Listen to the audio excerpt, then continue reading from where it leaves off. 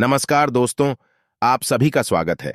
आपके अपने YouTube channel मानव जीवन में दोस्तों, लाइफ में सभी आगे बढ़ना चाहते हैं और लाइफ में आगे बढ़ने के लिए हमें रोज ही कुछ नया सीखना चाहिए और आगे बढ़ना चाहिए। तो चलिए आज की प्रस्तुति शुरू करते हैं। श्री शिवाय नमस्तुभ्यम दर्शकों, निर्जला एकादशी के दिन चुपचाप गाय को खिला दें। यह एक छोटी सी चीज, उससे पहले दोस्तों जान लेते हैं निर्जला एकादशी के बारे में। हर महीने एकादशी का पर्व आता है, लेकिन ज्येष्ठ महीने में आने वाली निर्जला एकादशी सबसे ज्यादा महत्वपूर्ण होती है। आइए जानते हैं साल 2024 में निर्जला एकादशी कब है दोस्तों। निर्जला एकादशी तिथि भगवान विष्णु को समर्पित है। माना जाता है इस दिन भगवान विष्णु का व्रत करने से और उनकी पूजा करने से सभी पापों का नाश हो जाता है और मोक्ष की प्राप्ति होती है। ज्येष्ठ का महीना 24 मई 2024 से शुरू हो गया है। ज्येष्ठ माह के कृष्ण पक्ष की निर्जला एकादशी और शुक्ल पक्ष की निर्जला एकादशी दोनों ही बहुत महत्वपूर्ण मानी जाती है। ज्येष्ठ माह में गर्मी चरम पर होती है और एकादशी में 24 घंटे व्रत किया जाता है, जो बहुत कठिन होता है। आइए जानते हैं इस साल निर्जला एकादशी 2004 की डेट, पूजा मुहूर्त और क्यों किया जाता है। यह व्रत ज्येष्ठ माह के शुक्ल पक्ष की एकादशी तिथि की शुरुआत 17 जून को सुबह 4:43 से होगी। वहीं इस तिथि का समापन 18 जून को सुबह 6:24 पर होगा। ऐसे में निर्जला एकादशी व्रत 18 जून को किया जाएगा। इस निर्जला एकादशी का क्या महत्व होता है दोस्तों। अपार शब्द का अर्थ होता है असीमित, यानी कि निर्जला एकादशी का व्रत करने वालों को असीमित सुख और धन की प्राप्ति होती है। इसी कारण इसे एकादशी कहा जाता है। इतना ही नहीं, दर्शी को असीमित लाभ देने वाली एकादशी भी कहा जाता है।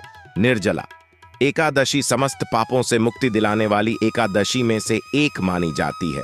ऐसी मान्यता है कि इस व्रत को करने से पापों का अंत होता है।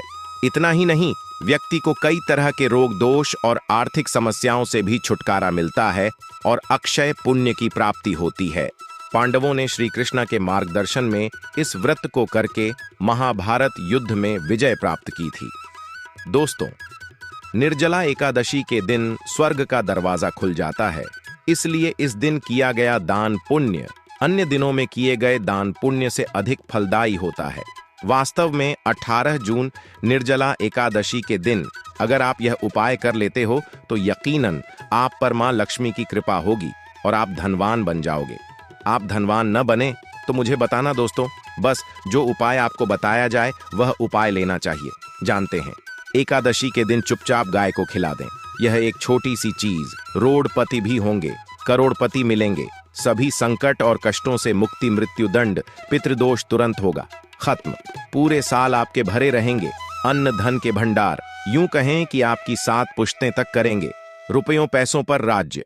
दोस्तों, 7 पीढ़ियों तक बैंक बैलेंस बढ़ता चला जाएगा। सभी भी दुख दर्द संकट कष्ट है वह दूर हो और सभी सुख आपके कदमों में आ जाएंगे। सभी सुख आपके कदम चूमेगी। यदि आप यह एक छोटी और खास चीज चुपचाप गाय को खिला देते हैं तो तत्काल गरीबी आपके जीवन से खत्म हो जाएगी। यूं कहे व्यक्ति रंक से राजा बन जाता है और 33 कोटि देवी देवताओं को धारण करने वाली गौमाता की भी कृपा व्यक्ति पर आजीवन बरसती है। व्यक्ति के घर में कभी भी अन्न धन वस्त्र कमी नहीं होती है। धन के भंडार व्यक्ति के घर में भरे रहते हैं।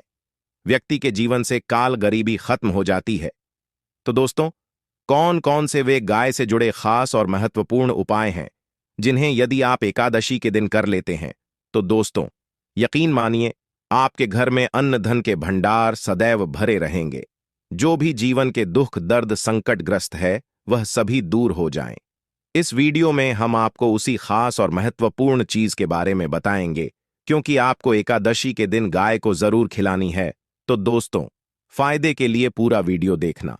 यदि आज की इस वीडियो को अपने बीच बीच में से देखा, काट काट कर देखा, तो यकीन मानिए जीवन में आपको कभी सफलता हासिल भी नहीं होगी, क्योंकि इस वीडियो में आपको कुछ ऐसे उपाय गाय से जुड़े बताने वाले हैं जिन्हें करने से आपके जीवन के जो भी दुख दर्द संकट है या कामयाबी होने में कोई बाधाएं आ रही, सभी से छुटकारा मिलने वाला है।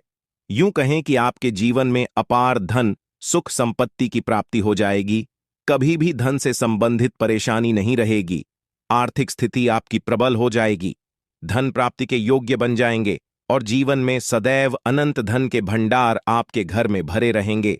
अनंत धन वस्त्र कभी कमी नहीं होगी आपके घर में। तो दोस्तों, आज का वीडियो पूरा देखकर जाना।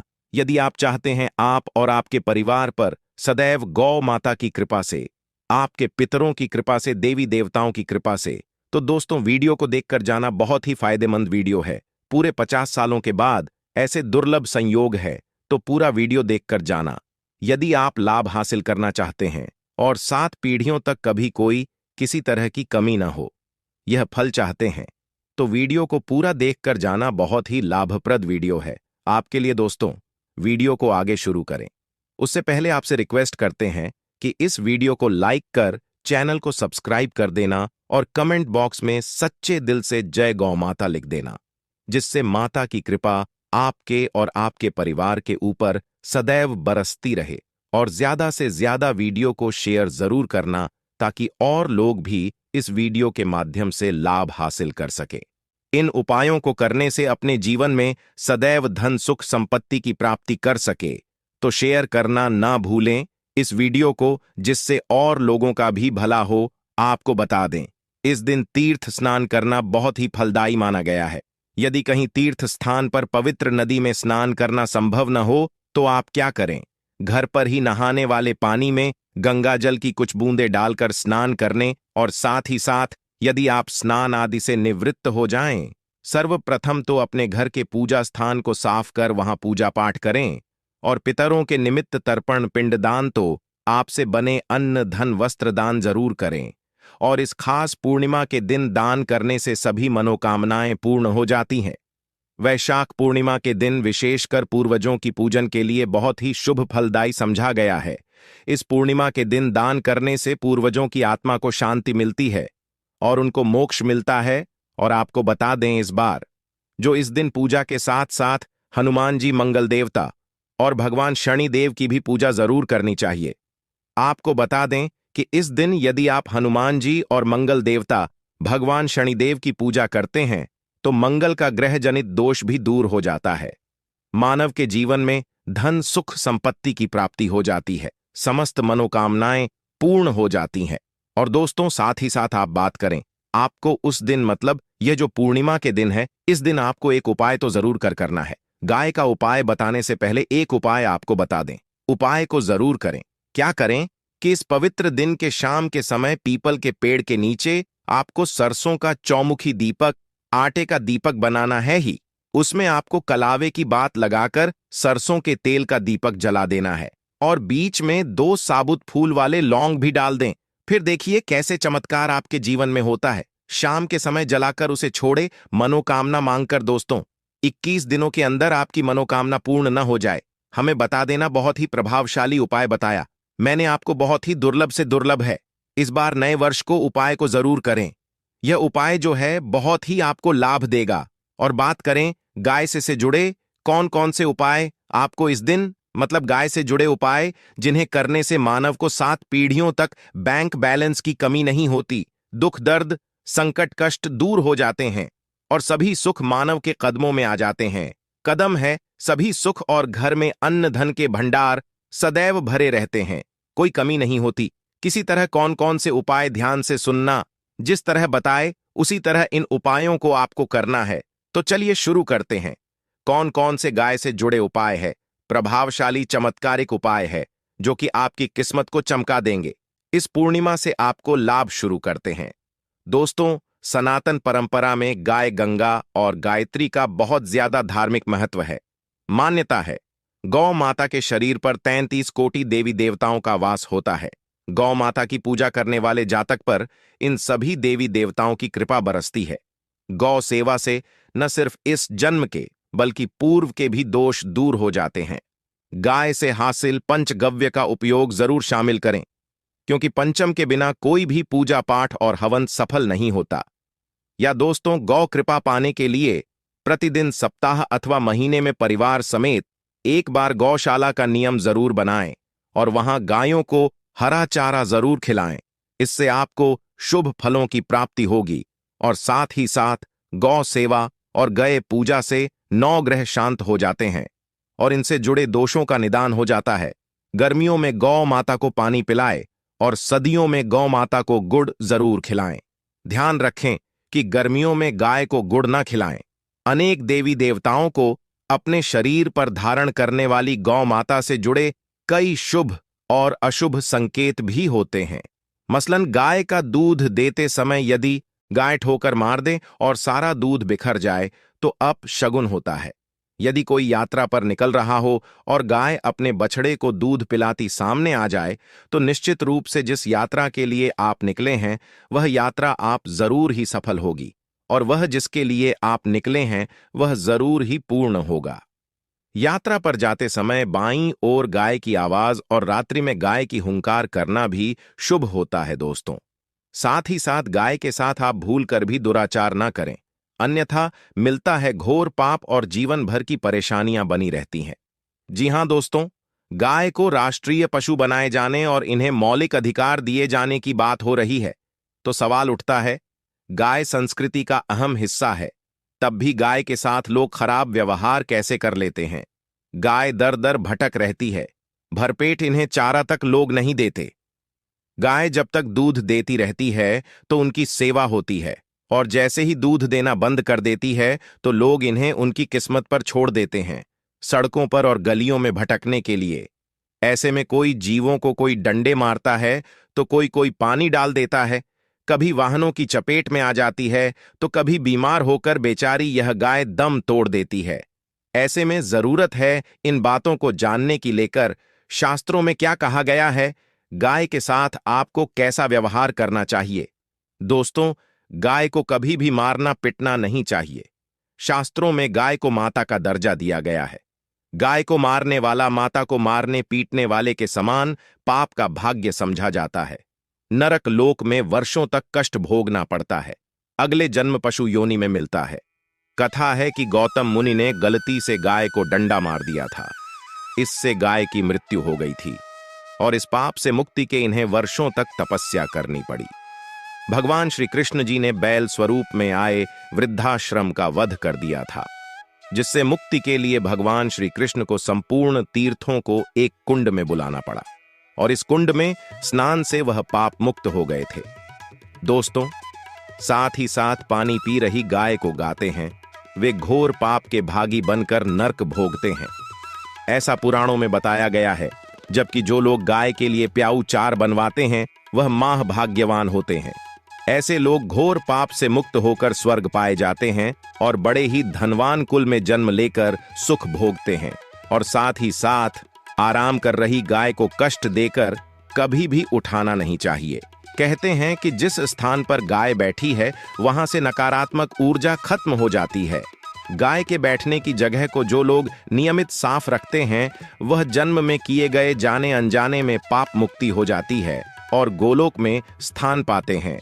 गाय को डंडा मारकर उठाना, पानी डालकर उठाने से मनुष्य पाप का भागी बनता है और अगले जन्म में उसे दर दर भटकना पड़ता है। और साथ ही साथ शास्त्रों में बताया गया है कि गाय का दूध उसके बछड़े के लिए होता है। गाय के बछड़े से बचा हुआ दूध मनुष्य को चाहिए, परंतु कुछ लोग एक बार गाय को दूध लेने बाद फिर से बछड़े के लिए बचा हुआ दूध भी धो लेते।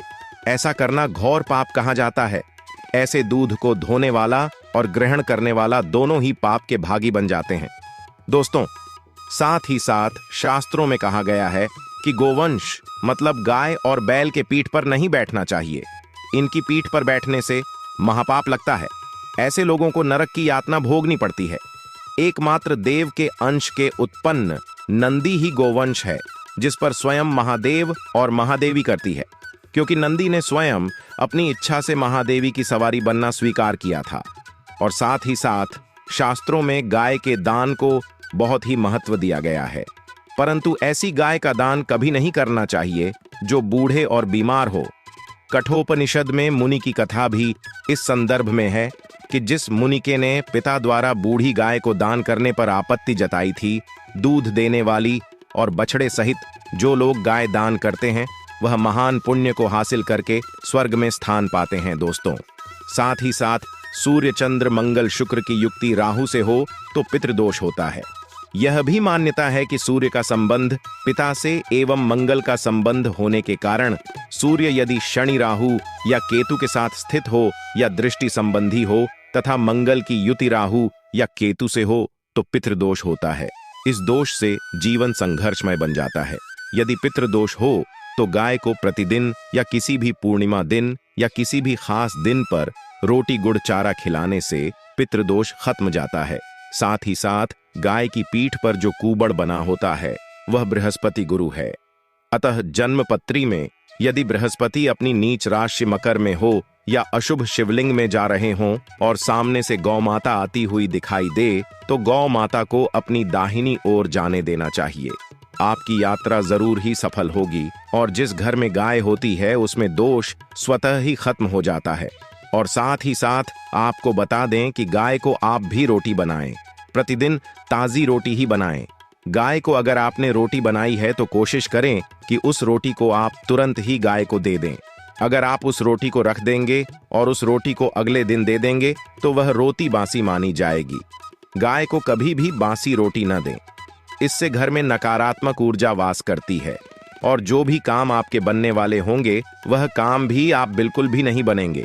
इससे आपके घर में हमेशा दर्द देवता का वास रहेगा और आप जिस भी काम उस काम में आपको हमेशा असफलता ही हाथ लगेगी। इसीलिए कोशिश करें गाय को रोजाना ताजी रोटी बनाकर खिलाएं और रोटी को बिल्कुल न रखें।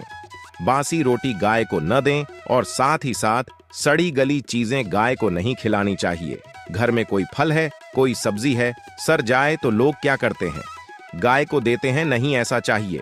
ऐसा करने से यदि आप गाय को खिलाते हैं तो उल्टा आप पाप भागी बन जाते हैं। आप बिल्कुल सड़ी गली चीजें गाय को खिलाएं और साथ ही साथ इस खास पवित्र दिन पर आटे की 5 लोहियां बनाकर उनके ऊपर हल्दी लगाई, इसके बाद को खिलाएं।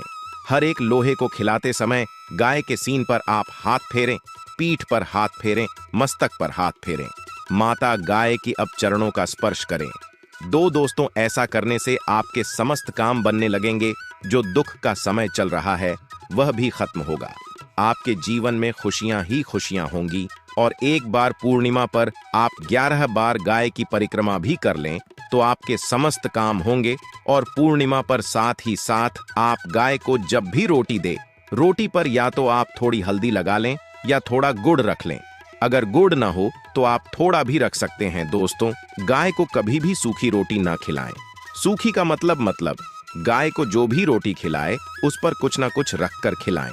हल्दी ले, गुड़ रख ले, मिश्री घी या जो भी रख ले, मतलब खाली नहीं खिलानी है। इतना करने मात्र से आपके जीवन के सभी दुख दर्द समाप्त हो जाएंगे। दोस्तों, यह थे गाय से जुड़े कुछ महत्वपूर्ण उपाय। जय गौ माता। दोस्तों, आपको वीडियो कैसा लगा कमेंट करके जरूर बताइए। आज के लिए बस इतना ही इस वीडियो में दी गई जानकारी। अगर आपको अच्छी लगी हो तो प्लीज हमारे चैनल मानव जीवन को सब्सक्राइब करें, लाइक करें और हमारे वीडियो में अंत तक बने रहने के लिए धन्यवाद।